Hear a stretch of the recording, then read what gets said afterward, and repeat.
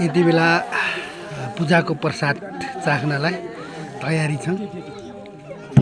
आदरणीय मामाले सबैलाई वितरण गर्दै हुनुहुन्छ पूजाको मासु।